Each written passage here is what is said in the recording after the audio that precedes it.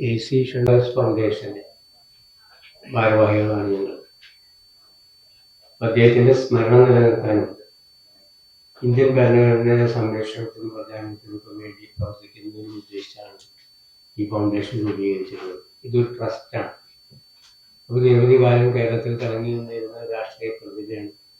അദ്ദേഹം ഉയർത്തിപ്പിടിച്ച മൂല്യങ്ങൾ മൊത്തം രാഷ്ട്രീയ സംസ്കാരത്തിന് മാതൃകയായിരുന്നു. പക്ഷെ അതൊക്കെ ലോപിച്ചു പോകുമ്പോൾ ഞങ്ങളൊക്കെ അതിൻ്റെ ഒപ്പം ഉണ്ടായിരുന്നവരാണ്. അപ്പോൾ അതൊക്കെ സംരക്ഷിക്കപ്പെടണം, ജനാധിപത്യ മൂല്യങ്ങളും മതേതര ചിന്തകളും ഒക്കെ പ്രബലപ്പെടുത്തണം, അങ്ങനെയൊക്കെയുള്ള ഒരു ആഗ്രഹത്തിന് തുടർന്നാണ് ഈ ഫൗണ്ടേഷൻ രൂപീകരിച്ചത്. അപ്പോൾ അതിൻ്റെ ആദ്യത്തെ പൊതുപരിപാടിയാണ് ഈ 2026 ജൂൺ 7-ാം തീയതി ഞായറാഴ്ച ഉച്ചതിരിഞ്ഞ് സംഘടിപ്പിച്ചിട്ടുള്ളത്.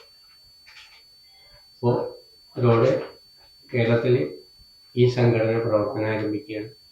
അതിൻ്റെ പ്രവർത്തന ലക്ഷ്യത്തിന് വേണ്ടിയിട്ടുള്ള സംഘാടനം ആരംഭിക്കുകയാണ്.